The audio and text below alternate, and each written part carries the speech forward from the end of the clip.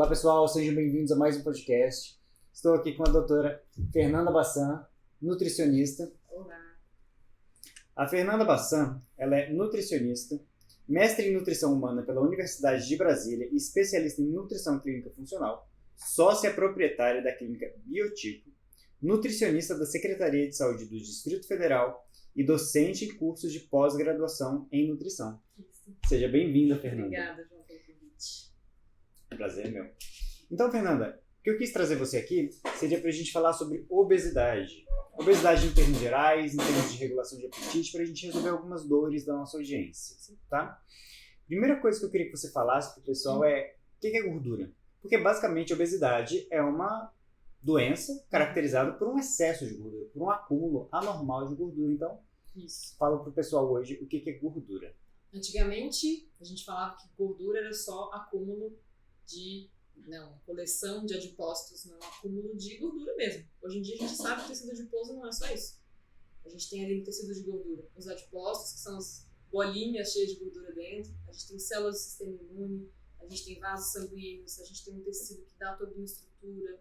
Então ele é um tecido considerado hormonal hoje em dia, não é só um tecido que acumula energia.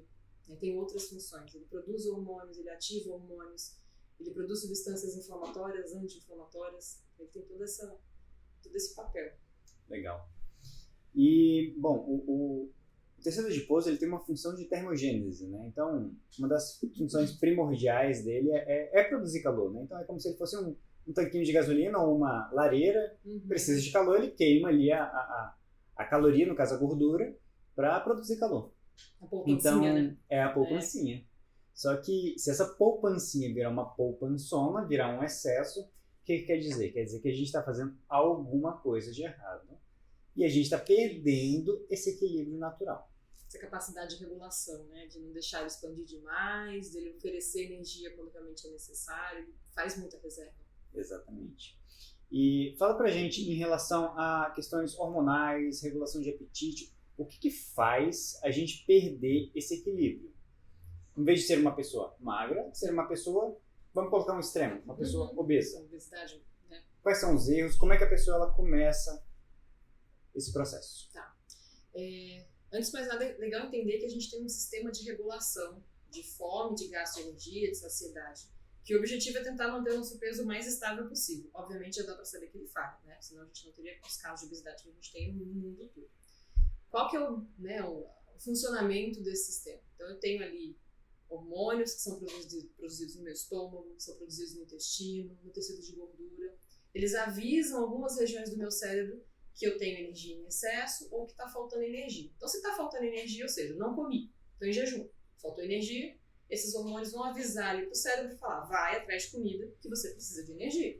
O contrário é a mesma coisa. Se tem alimento no estômago, se tem alimento no intestino, também tem um aviso para o meu cérebro que vai falar, para de comer, já tem energia suficiente. E onde que vem a falha? Será que existem pessoas que têm uma falha nesse sistema? Até existem alterações genéticas que podem mexer em um ou outro gene, que são as obesidades monogênicas, né? Mas são casos raros. Dificilmente a gente vai ter uma obesidade por excesso de fome. Né? A gente vai ter obesidade por outras questões.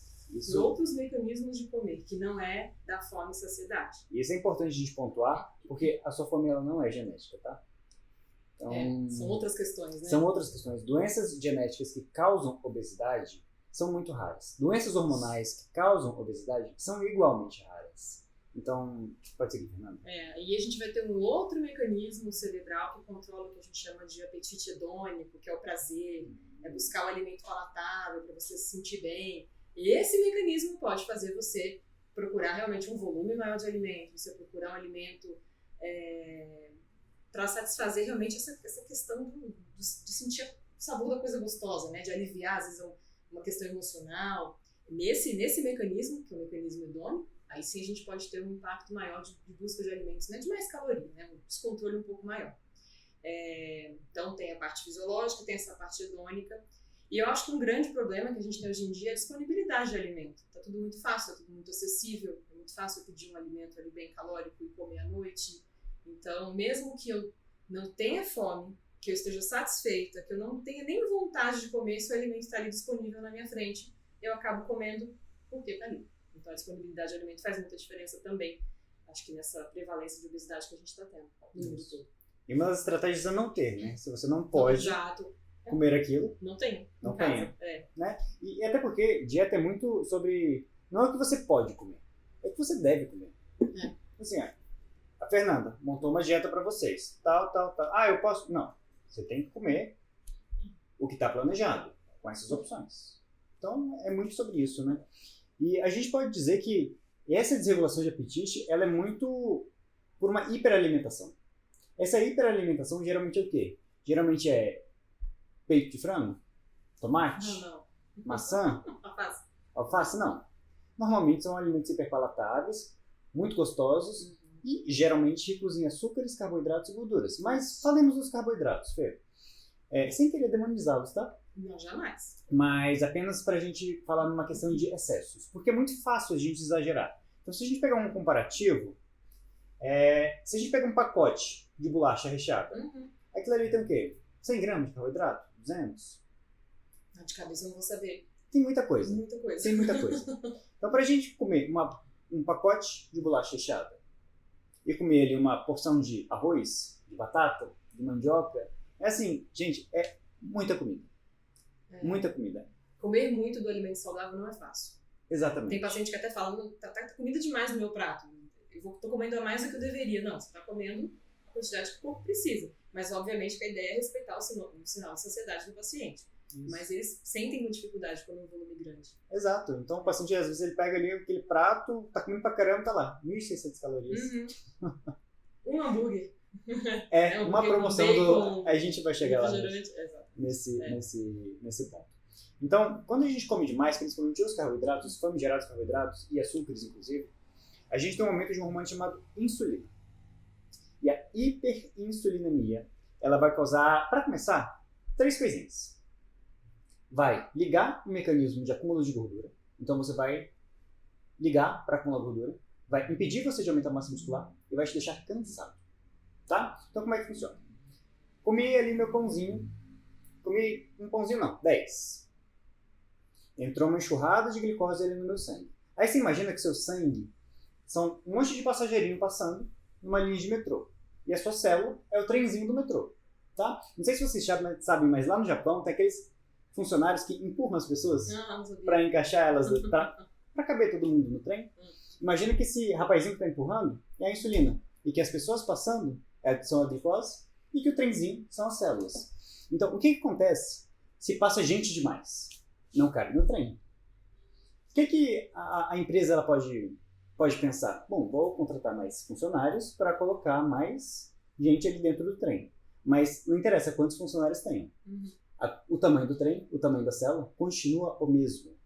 Ou seja, essa dificuldade da insulina, que é representada pelos funcionários, colocar a glicose, que são os passageiros, dentro do trem, que são as células, chama resistência insulínica. É como se a insulina ela fosse uma chave, que ela abre a portinha da célula para a glicose entrar. Se eu tenho uma resistência insulínica, eu não tenho entrada de glicose na célula, eu não tenho uma geração de energia de uma maneira eficiente. Isso no músculo atrapalha o ganho de massa muscular. A nível corpóreo, de uma maneira geral, deixa o paciente cansado. E se está sobrando glicose, o corpo não vai jogar fora, ele vai guardar. Você engorda. Aí você cria uma salinha separada para guardar todos esses passageiros que não estão podendo entrar. E quando vier um outro ônibus, você libera, outro trem você libera. Exatamente. E aí essa salinha seria a gordura. Exatamente. E aí a gente, inclusive, tem aquele termo de obeso sarcopênico, né? A gente tem pacientes muito obesos, com muito acúmulo de gordura, mas tem uma deficiência de massa muscular. O que pode parecer um pouco antagônico, mas na verdade, por essa explicação, a gente vê que não é. E é legal as pessoas saberem que a insulina, ela participa do mecanismo de formação da massa muscular. Ela é anabólica, ela forma. Isso. Mas na resistência à insulina, a gente não tem uma resposta satisfatória. Isso. Em alguns casos, causa até perda, né? Então, é aquele paciente que ele faz tudo bonitinho, ele põe, mas na hora que ele... vou fazer um booking com... Um monte de calorias. 2 pizzas inteiras. Muitas vezes ele atrapalha o ganho de massa muscular dele e favorece apenas o ganho de gordura. É a maior besteira, né? Mas falando de insulina, a gente tem que a insulina ela também aumenta níveis de marcadores inflamatórios, né? E esses marcadores inflamatórios, eles têm um efeito maléfico ali para o paciente que ele quer perder peso. Como é que é isso? Explica aqui pra gente. como eu falei, né, o tecido de gordura ele tem células do sistema imune lá dentro que produzem substâncias que podem ser anti-inflamatórias ou pró-inflamatórias. Então, se eu tenho excesso de adiposidade, eu vou ter mais células que são mais inflamatórias. Eu tenho o que a gente chama de obesidade crônica, obesidade crônica de baixo grau, se não falar, obesidade crônica de baixo grau. Essas substâncias inflamatórias, elas vão comprometer uma série de mecanismos. Então, elas prejudicam como que a sua célula queima a gordura, como que ela oxida a gordura.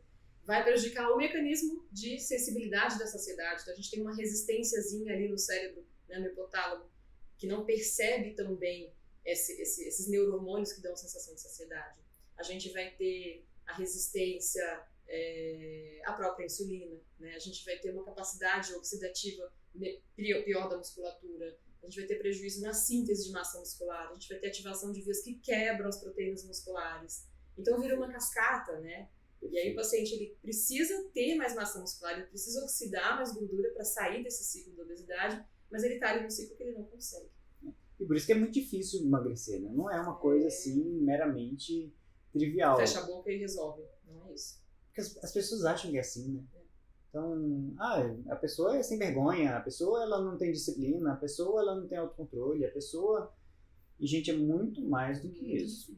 Quando a pessoa tem uma hiperinsulinemia, o que vai acontecer? Ele vai liberar substâncias inflamatórias, que essas substâncias inflamatórias vão agir lá no adipócito e vão impedir o adipócito de queimar. E, assim, em termos objetivos e leigos, a gente pode dizer dessa maneira.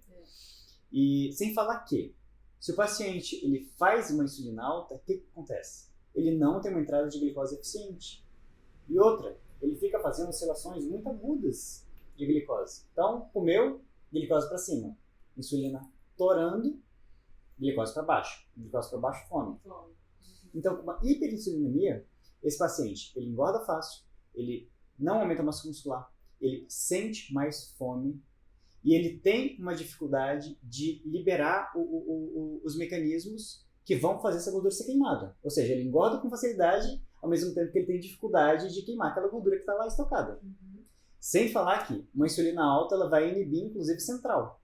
Isso. Né? Então, o paciente ele vai ter uma diminuição de um atraso, na verdade, na percepção de fome. Então, aquele paciente que nem a avó falava, né? Meu filho, levanta da mesa ali com a fominha, que essa fominha passa, né?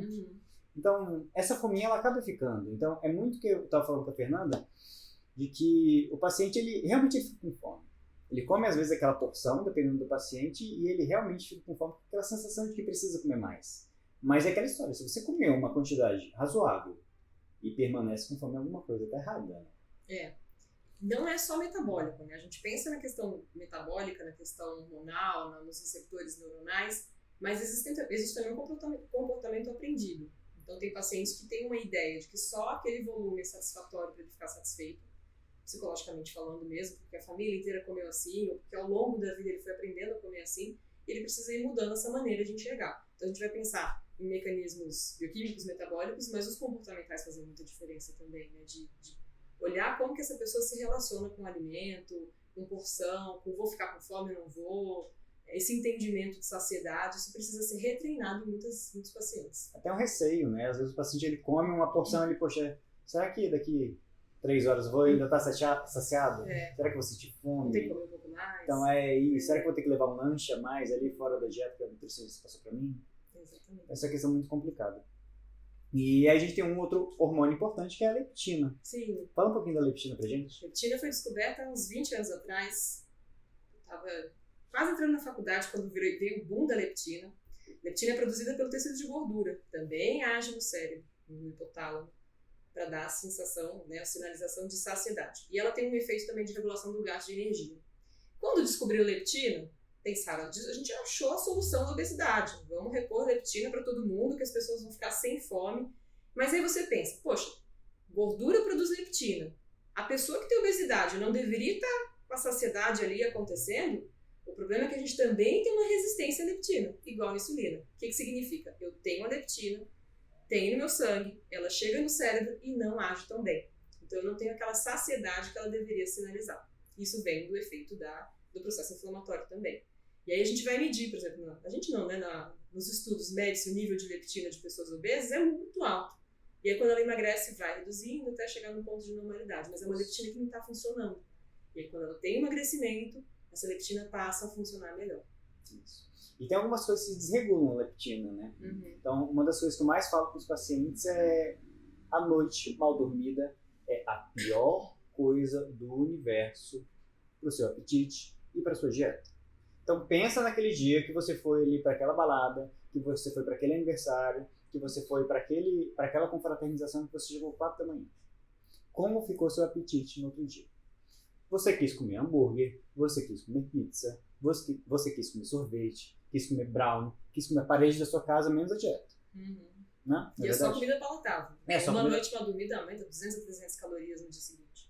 E não é de comida saudável, não é de fome, é de busca pelo alimento palatável.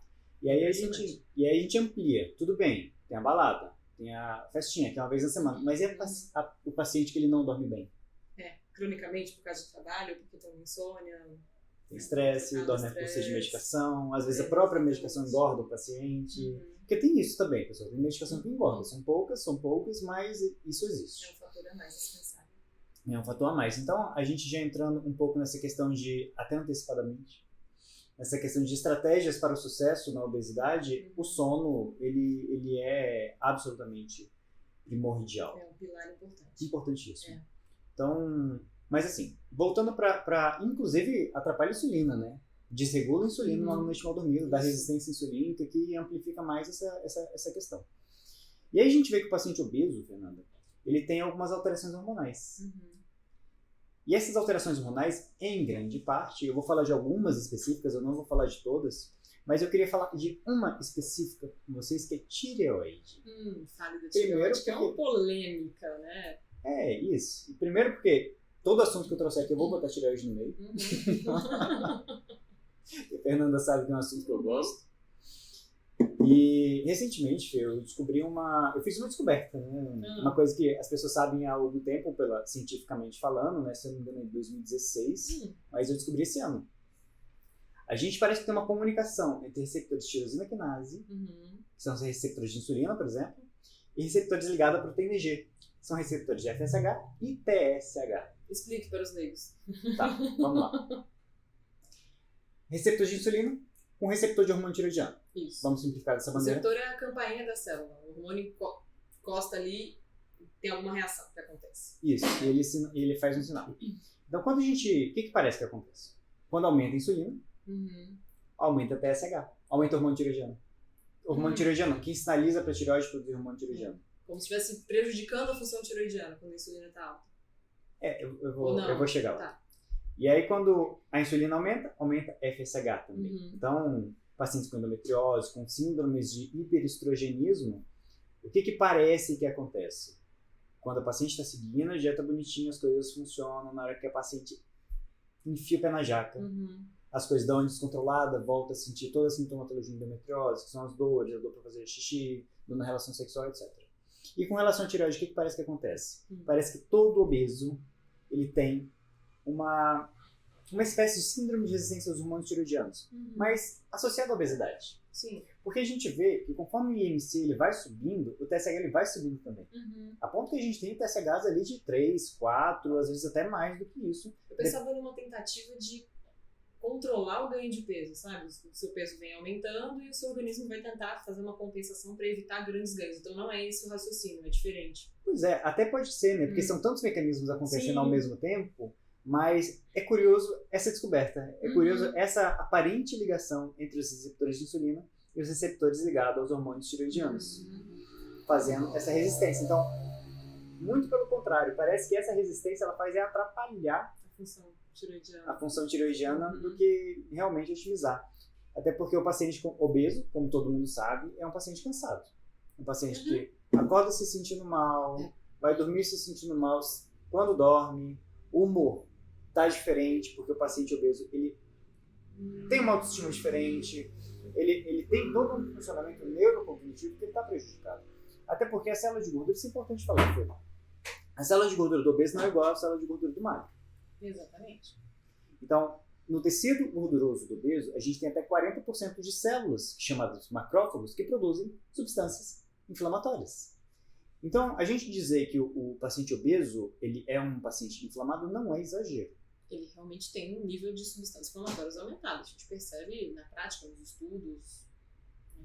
Inclusive, É um fato, né? inclusive, a gente vê isso pelo próprio inchaço do paciente, né? Que o inchaço também tem a ver com a insulina, que a gente até pode conectar com esse nosso próximo tópico, que seria como é que acontece essa perda de peso do paciente? Porque deixa eu pegar aqui no calo de muita gente. Tem gente que traz a seguinte história, Fê. Isso é muito comum no consultório. Doutor, fiz dieta direitinho até sexta. Sábado, e perdi 4 quilos, vamos supor. Sábado, eu pisei a pé na jaca. Domingo, eu enfiei a pé na jaca e eu ganhei os 4 quilos de novo. Puxa daí. O que acontece? Dificilmente a gente tem uma recuperação de gordura tão rápida assim. Se você perde em 14 dias, 24 quilos, eu penso, no mínimo 14 dias você tem uma redução nessa magnitude. A primeira reação que acontece, assim, se você consome mais carboidrato, consome mais sódio, você vai ter um armazenamento, né, uma retenção maior de líquido, isso pesa. Então, esse é um ponto. O segundo ponto, você tem acúmulo de energia intramuscular também. Existe carboidrato intramuscular, isso aumenta a nível muscular, então isso também pesa. Pode acontecer algum ganho de gordura? Pode, mas esses 4 quilos não foram um ganho de gordura. Você estava falando de como que acontece a perda de peso. Basicamente, de forma bem simplificada, célulazinhas de gordura está ali armazenado bem compacto, né, para não ocupar muito espaço. Essa gordura recebe uma sinalização do corpo, ou seja, vamos usar essa energia. Sai dali, vai para a corrente sanguínea, entra nas outras células do corpo, por exemplo, do músculo. Tem que entrar na célula também, com tudo com sinalização. Seu corpo sinalizando, vai, pode queimar essa gordura, pode usar essa gordura.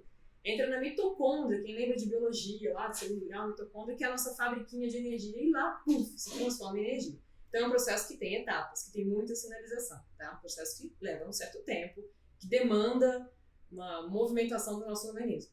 Para a gente poder formar gordura, eu também tenho que ter uma sinalização do meu corpo. Eu preciso ter calorias suficientes, eu preciso ter hormônios que fazem essa sinalização e falam, ok, vamos guardar essa gordura a mais. Mas isso requer um certo tempo, tanto para perder quanto para recuperar, né?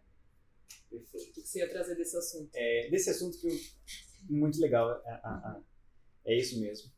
Mas o ponto que eu ia trazer é o ponto da insulina especificamente. Sim. Quando o paciente ele faz uma dieta, vamos supor uma restrição de carboidratos, não uma exclusão de carboidratos, por favor. Quando ele faz uma restrição de carboidratos, a insulina cai. E qual que é um dos papéis da insulina? Fazer retenção de sódio e água.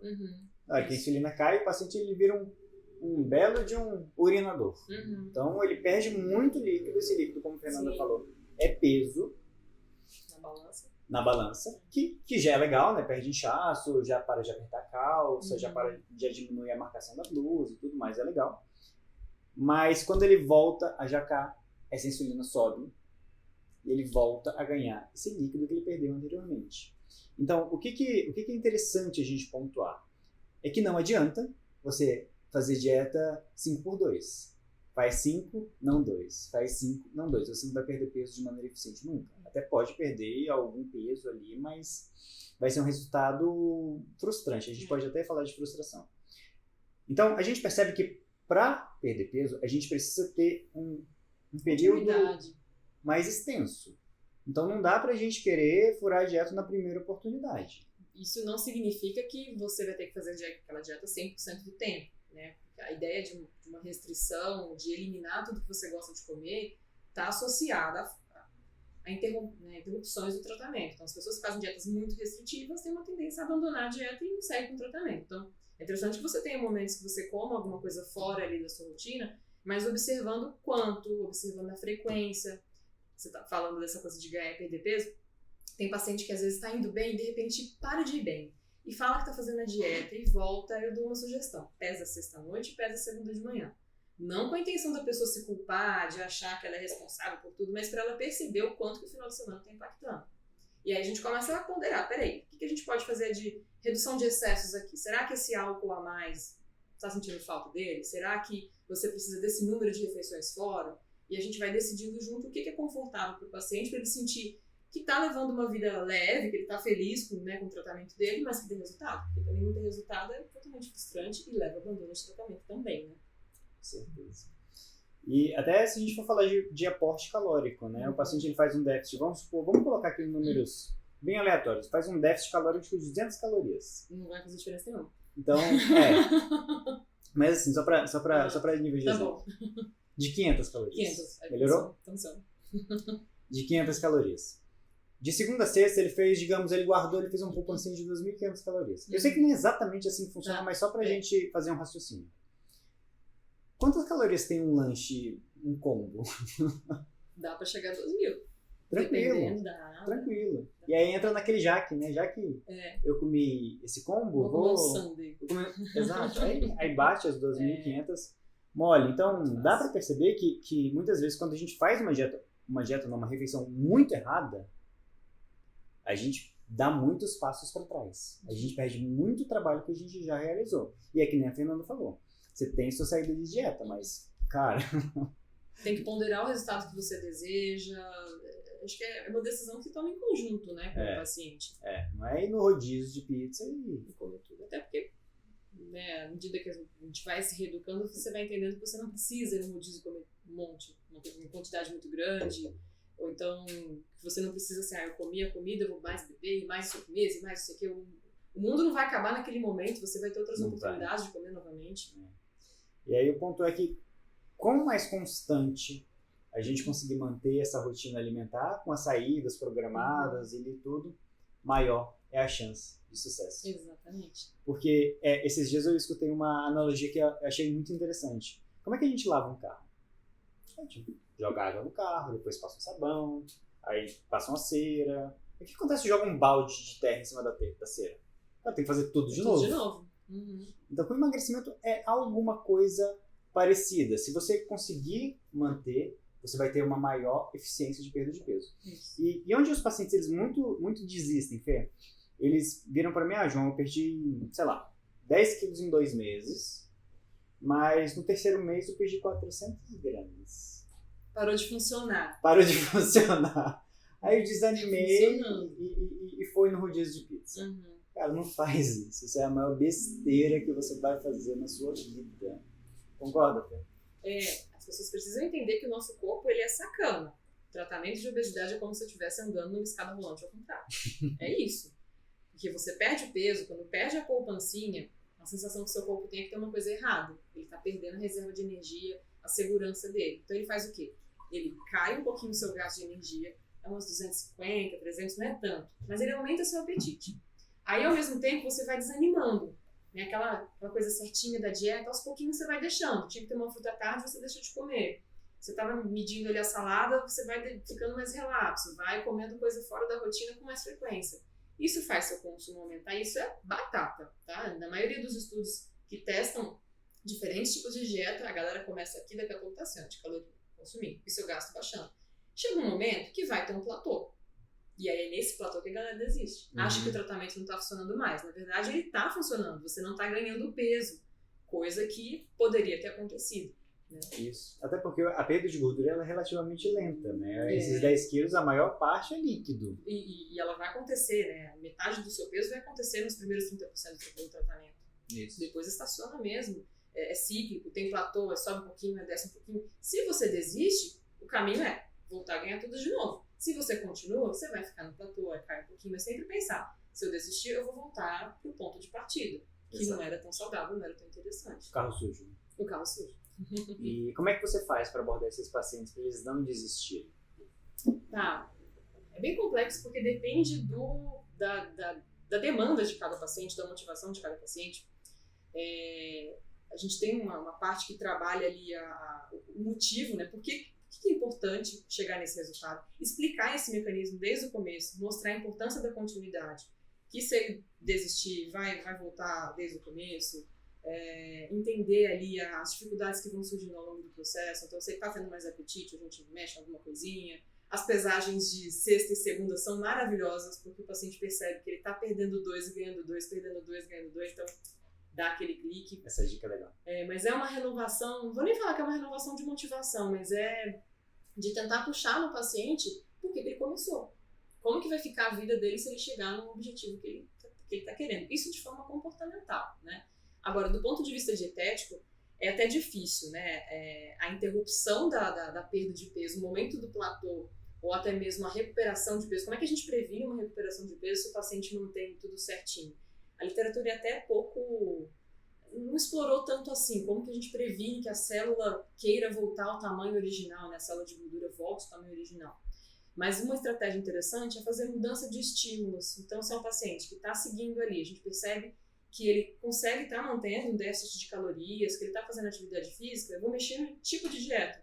Ele está no perfil de dieta, eu vou fazer uma mudança no número de refeições, vou mudar o perfil ali, a distribuição de carboidratos, de gorduras, vai mudar o tipo de treino. Então, fazer essas mudanças de estímulo podem ajudar bastante também.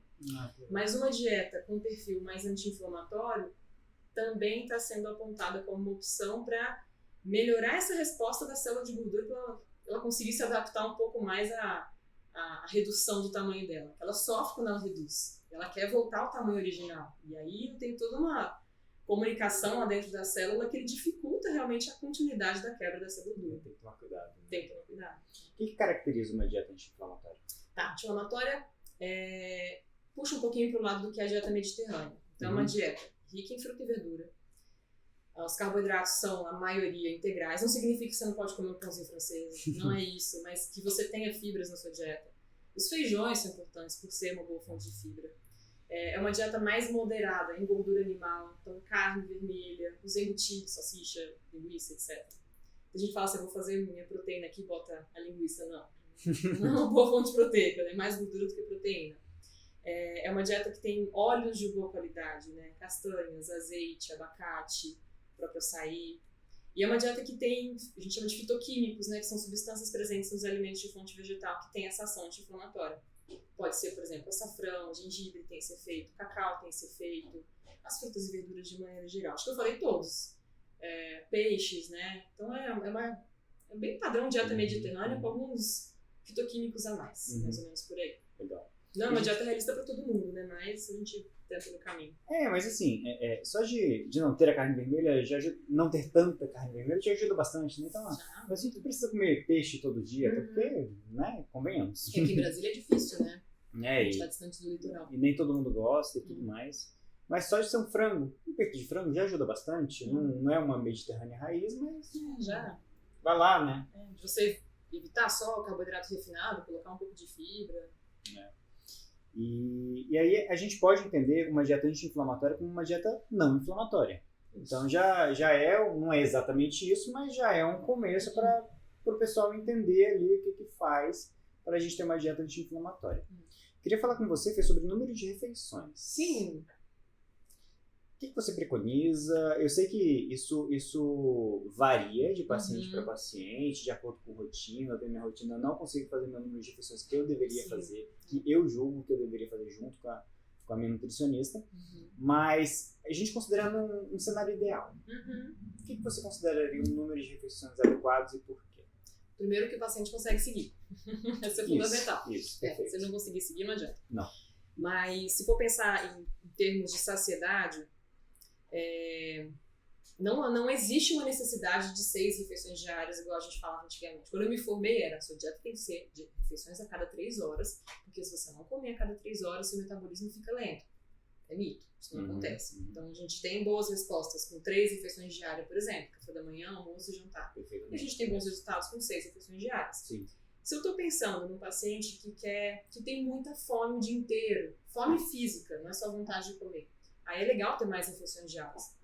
E refeições nutritivas, você não vai ficar beliscando biscoitinho e tomando café com açúcar de lanche da tarde. Então, uma refeição que dá saciedade para você chegar mais racional no almoço e comer com um pouco mais de tranquilidade. A mesma coisa do jantar, né? Se eu pensar em hipertrofia, né, eu quero ganhar massa muscular e perder gordura ao mesmo tempo, pode ser legal também, uma frequência maior, mas refeições proteicas, né? Fracionar. E aí vem a questão do jejum. Né? Então, peraí, você está falando que fracionar é interessante, mas e a galera que faz jejum, que faz só 2 refeições por dia? É viável para redução de peso, para controle do apetite? É uma alternativa, mas não é a principal alternativa. Então, é uma alternativa que faz redução de caloria, assim como a terapia tradicional, que a gente faz redução de caloria. O que funciona melhor para o paciente? É isso que a gente tem que aplicar. Eu tenho um paciente que a gente já está há um tempinho, ele chegou a fazer tratamento medicamentoso, com o Ozempic no caso, E ele se adapta maravilhosamente bem ao jejum. Funciona. Ele faz jejum noturno. Então ele faz café da manhã, almoço, um pequeno lanche da tarde bem proteico e segue até o dia seguinte. Ele não quer sair do jejum. Ok, a gente vai adequar o teor proteico ali com o que tem nas refeições dele. E funciona muito bem. Maravilhoso. Se eu tivesse falado para ele comer um jantar, eu acho que ele comeria mais. Ele tem esse medo do descontrole do jantar. Entendi. Né? Então, a gente consegue ver que não tem uma regra pré-estabelecida, né? Uhum. Tem até algumas questões por exemplo, se o paciente ele quer ganhar massa muscular, por exemplo, o ideal seria ele fracionar. Entendo, eu me corrijo. Sim. Eu sou médico, o Fernando é nutricionista com mestrado, então...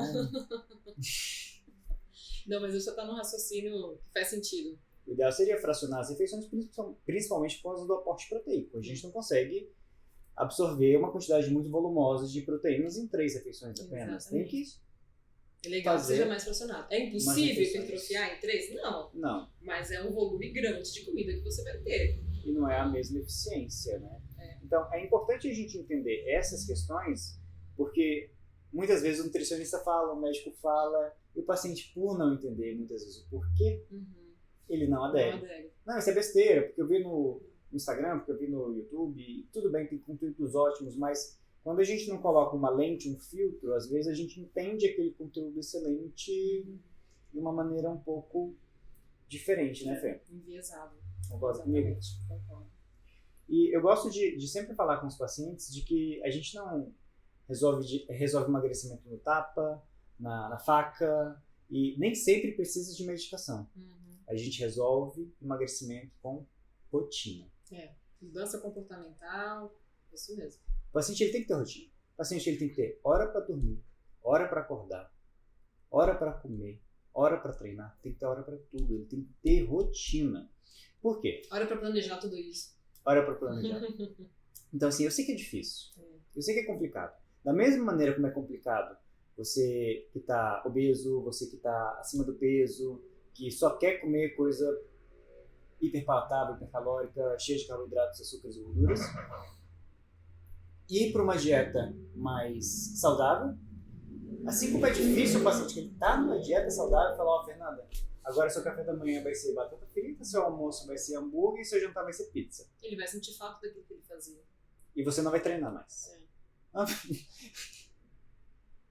Você fala para quem tem rotina que quem faz isso não aguenta 3 dias. Tá mentindo? Não, é isso mesmo. Não aguenta. A gente está bem acostumado com o que a gente faz com frequência. Então, quando você tenta mudar, você sai do automático e vai para uma coisa planejada, pensada, isso gasta energia. É uma energia que às vezes você está gastando para pensar no seu trabalho, nos seus filhos, nas suas coisas, e você tem que parar um momento do seu dia, olhar para a comida e falar, vou montar esse lanche ao invés de pedir um aplicativo. Né? A mudança de hábito realmente é uma construção.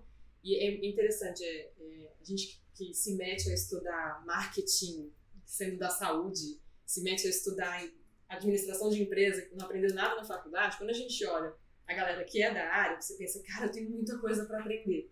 Se você olha para esse monte de coisa, você fica desesperado. Se você pensa assim, peraí, deixa eu só estudar isso aqui um pouquinho, daqui a pouco eu estudo mais um pouquinho, daqui a pouco mais um pouquinho. Isso. Mudança de hábito é assim também. Se você olhar para um cenário da dieta mediterrânea linda, maravilhosa, as meninas, que, sei lá, as blogueiras, a Pugliese, o estilo de vida que ela leva, e olhar o seu que está muito diferente, vai dar um medo. Você vai pensar, nunca vou chegar nisso. Mas dá um passinho.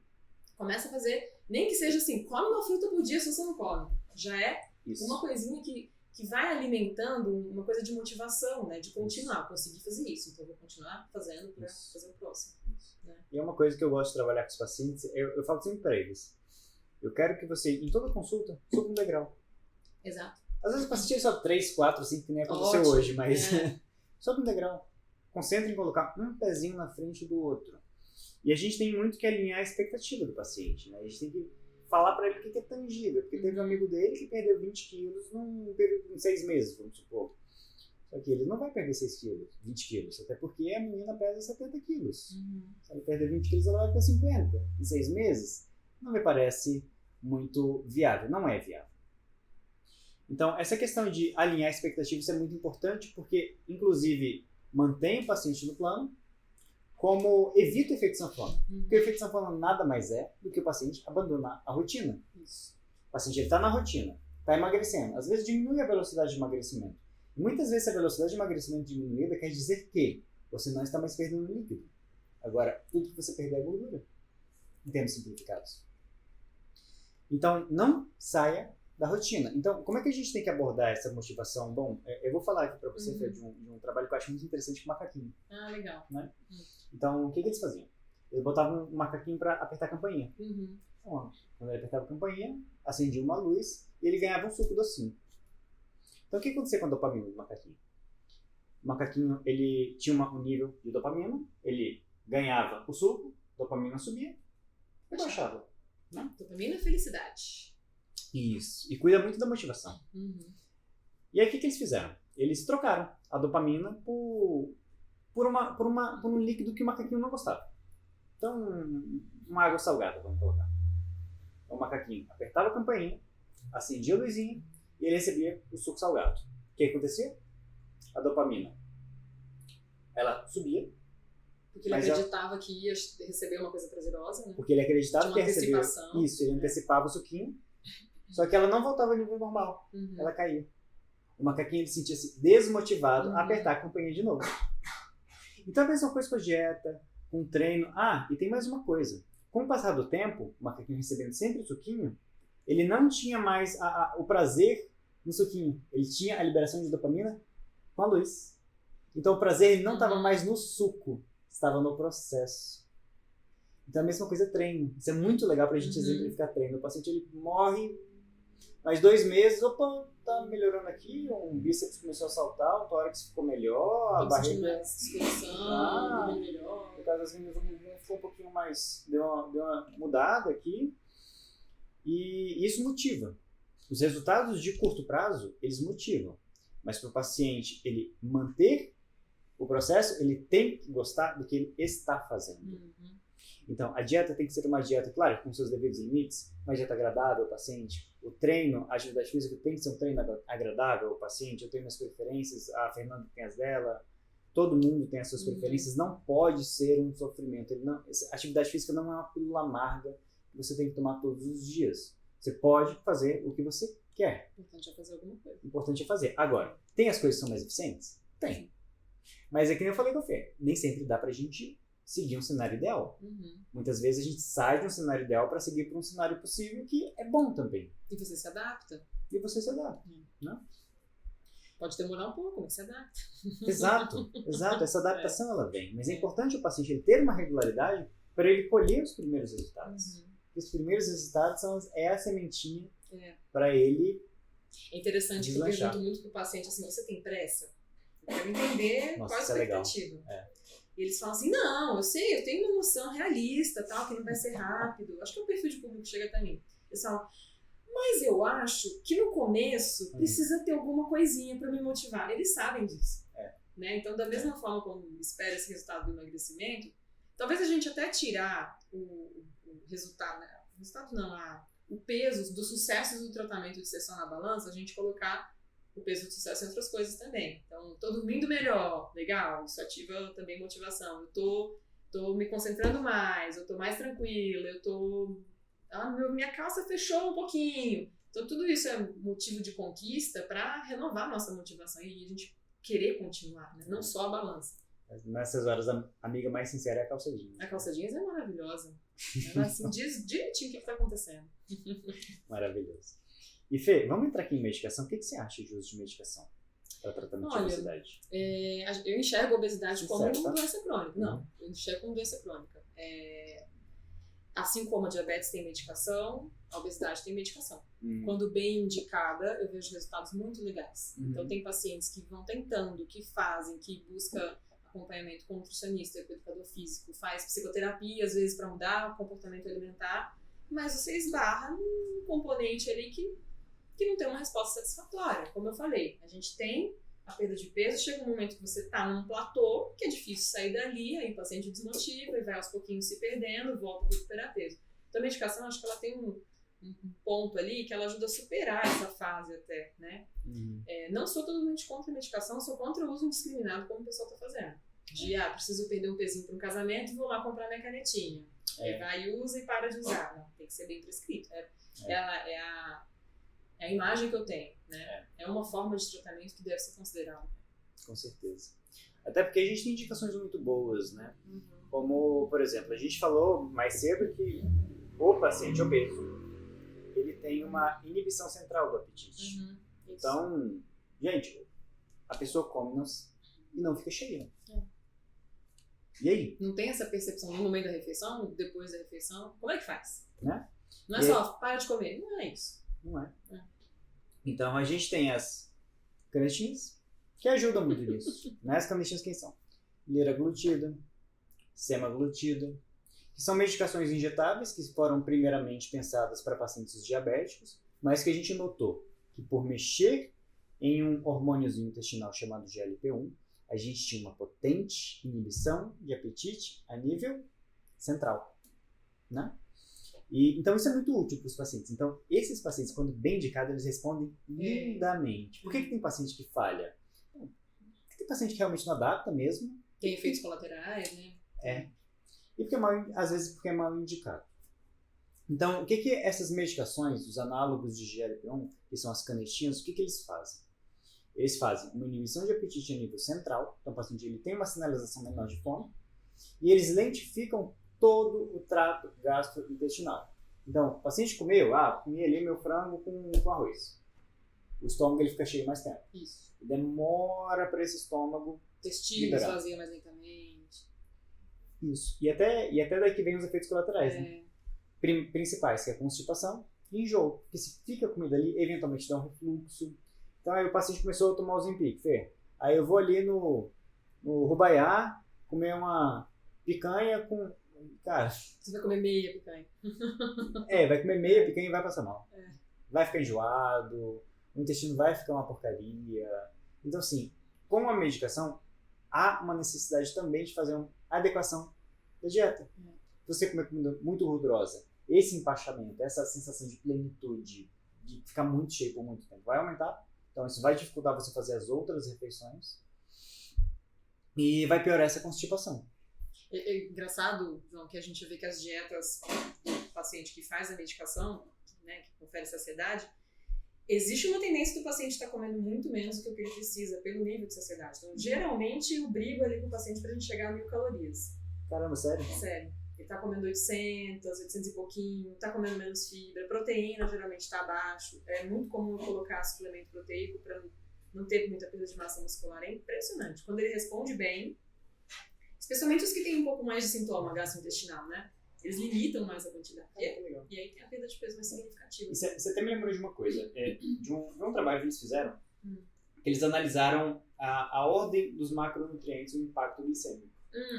Você conhece? Não. Não? Se eu vi, eu esqueci. Teve um...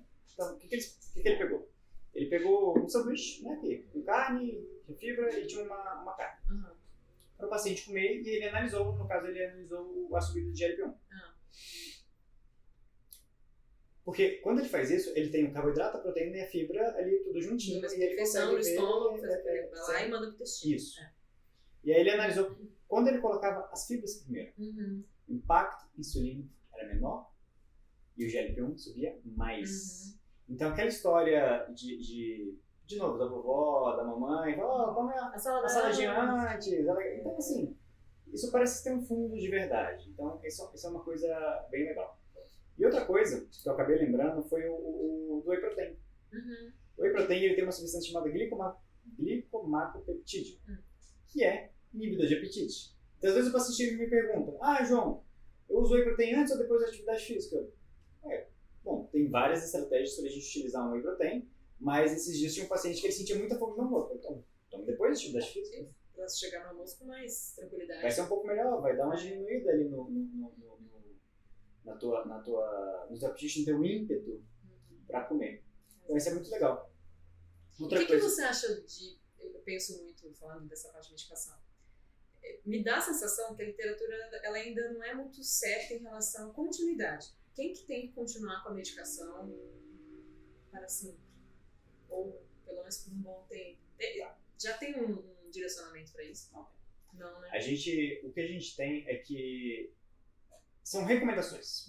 Obesidade é uma doença crônica, então a medicação tem que ficar cronicamente. Eu, pessoalmente, discordo disso. Eu não acho que a obesidade ela seja uma doença crônica. Obesidade é uma doença? Sim. Claro, tudo bem.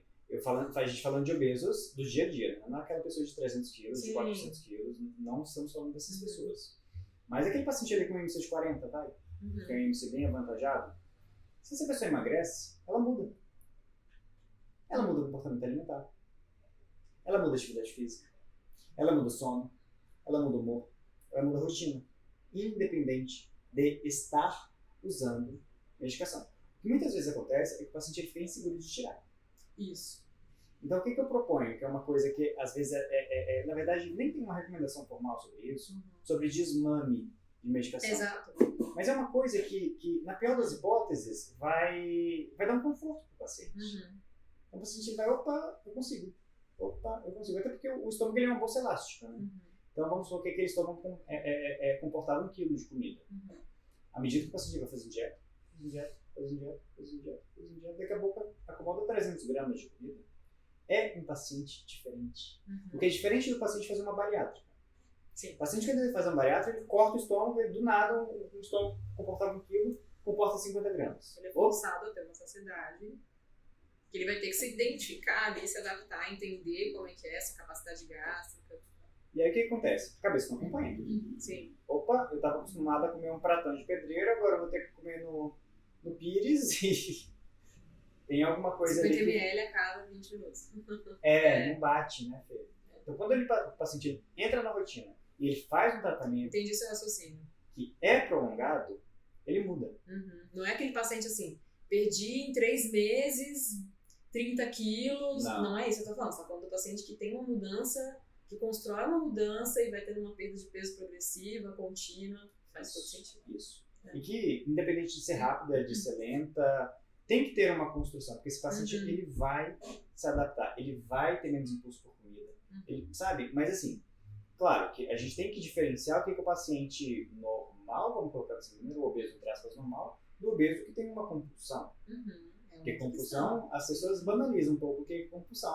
Chega ali e quer comer um biscoito recheado à noite e fala que é compulsão. Não é compulsão. Completamente diferente. Compulsão é você comer o que tem na geladeira. Você tem tomate, você vai comer tomate. Você tem a selga, você vai comer a selga. Você tem de controle. É uma condição psiquiátrica que precisa ter um tratamento direcionado. É outra coisa. Mas eu não acho. Eu não acho que deve ser mantida cronicamente. Posso estar errado, óbvio, mas a minha opinião atual, no dia de hoje, são casos muito pontuais que você manteria cronicamente. A gente, no geral, a gente explica para o paciente, até porque o paciente geral perdeu 40 quilos. O paciente quer fazer um trabalho de hipertrofia agora. Vai fazer comida de Não tem como. Ele não dá conta, não vai dar conta do volume alimentado. Volume de proteína da saciedade demais. Então, é interessante que tem paciente que não quer tirar e tem paciente que tá doido para tirar, né? É muito interessante as diferenças. Eu não quero ser dependente, eu quero sentir que eu dou conta sem. Mas é muito particular, né? E até voltando nas medicações, a gente tem aqueles pacientes que se lascam muito porque eles chegam em casa e eles têm uma vontade imensa de comer um doce.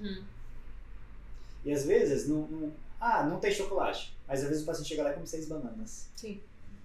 Mas é melhor comer chocolate, não. Ou trabalhar essa questão, né? Essa foi ótima. Mas passa à vontade. Sou um pouco pequena. E é legal que as pessoas precisam entender também que existem diferentes medicações para diferentes perfis de pacientes, né? Exato. Não é só a canetinha que existe por aí. Exato. O que você pode falar disso? E uma medicação muito legal pra gente tratar esse tipo de coisa é a propiona. Sim. A propiona ela tira essa... Eu nem gosto de falar compulsão, eu gosto de falar de vontade de comer. Eu gosto de falar, eu chamo de a medicação da vontade, ela vai tirar a vontade. Então a bupropiona, para o paciente que ele tem aquele hábito noturno ruim, é uma medicação que ela cai como uma luva. Tudo bem, tem efeito colateral, nem todo paciente se adapta, mas às vezes é uma questão de dose que a gente pode ajustar. E tem uma outra medicação que a gente gosta de associar, que é a naltrexona. A naltrexona ela tira um pouco do prazer da comida. Sim, fica menos interessante. Então, assim, eu tenho até uma história de um colega de faculdade. Ele começou a usar um composto que continha bupropiona e naltrexona. E ele era viciado em Coca Zero. E ele falou pra mim que ele tava na feira do mercado, eu abri uma Coca ali pra tomar e joguei a Coca no lixo. A percepção de prazer com o alimento é Isso Mudou completamente. foi de um choque, porque a pessoa estava na faculdade comigo há bastante tempo, tomava litros e litros de Coca Zero e a pessoa falar que jogou no lixo. Claro, isso não é uma recomendação, tem que ir no médico, tem que ir no seu profissional de saúde, nutricionista, psiquiatra, endocrinologista, psicólogo, tem que fazer uma investigação adequada, mas é importante que a gente saiba que tem abordagens para serem feitas, porque muita, não é pouca gente, você sabe, muita gente joga dieta por água abaixo nessa questão do chegar em casa. Com certeza, eu acho que um desafio muito grande é o comer noturno, comer de fim do dia. Até pela questão do estresse, né? Sim. Então, o paciente ele perde totalmente capacidade de decisão quando ele chega em casa. É um momento de aconchego, de descanso, então a comida palatável ela vem como uma recompensa pelo dia inteiro.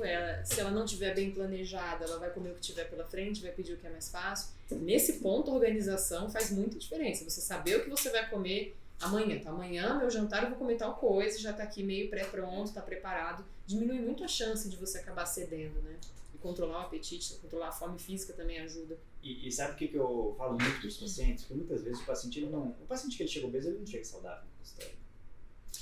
Então, a minoria, infelizmente, né, assim, existem muitas pessoas com obesidade que levam um estilo de vida saudável no sentido de comer alimentos saudáveis, de fazer atividade física.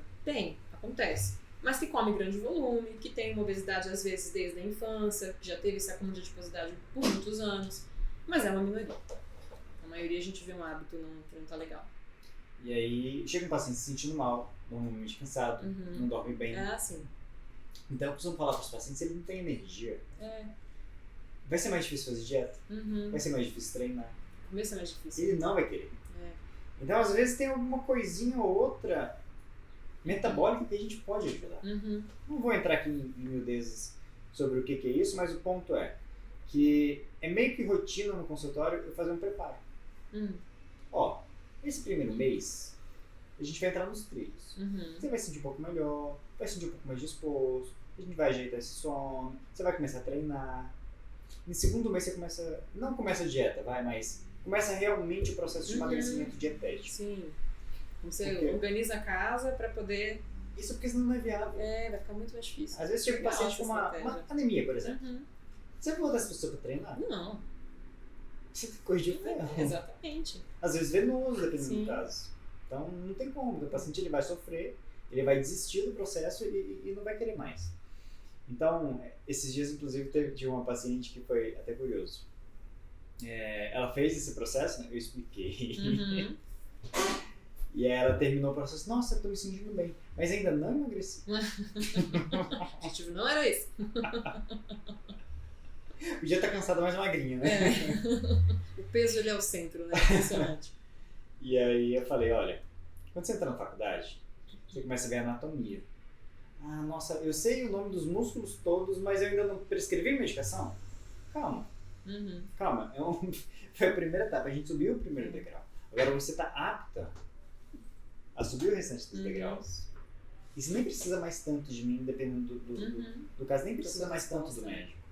A gente monitora 3 meses, 4 meses, e o rock and roll ali é com nutricionista, com personal ou com um professor de educação física da modalidade que ela escolhe. Concorda? Tem muita gente que não tá afim porque é o mais difícil, né? Organizar sono, organizar rotina. Muitas vezes é que a pessoa não tá querendo, mas é bem interessante essa abordagem, assim, de organiza a base. E é legal que às vezes na nutrição a gente não precisa chegar logo de cara com uma dieta prescrita, valor calórico ali, tudo certinho. Você pode fazer uma coisa qualitativa, né? Vamos então só colocar mais salada e mais proteína nesse prato, consequentemente a pessoa coloca menos carbo, menos fritura, enfim, menos farofa, menos... vamos botar uma fruta aqui e você já vai beliscar menos o biscoito do trabalho. Isso já dá um resultado no começo. Às vezes, nos próximos meses, você tem que calcular. Você tem que ver quanto de caloria ele está consumindo. Mas acho que é uma ideia bem parecida, né? Isso. É que nem a história que eu falo para algumas pessoas cara, tira farinha e açúcar. Cara, vai ser uma revolução na vida da pessoa. O problema é a pessoa conseguir fazer. Mas assim, o que eu gosto de falar às vezes para o paciente é que às vezes ele tem uma resistência inicial ao nutricionista. Isso é uma coisa que acontece. Ele chega comigo já passado da resistência, né? Porque... chega, É. Não gosto de nutricionista. Já fui. Já fui, não resolveu. Não fez, né? Mas não resolveu. Uhum. Claro, às vezes fez e não deu certo mesmo. Mas a maioria dos casos não fez. E eu falo, ó, faz assim. E uma regrinha que eu gosto é tira farinha e açúcar. Uhum. É difícil, mas são 2 regras só e você consegue fazer sozinho. É fácil de ouvir. Uhum. Aí a gente já quebra essa primeira objeção. Ó, É. Pra você progredir agora, você precisa de um nutricionista. Uhum. Não tem jeito. Nutricionista e atividade física não é Vai ser necessário. opcional. Não é negociável. Uhum. Não é.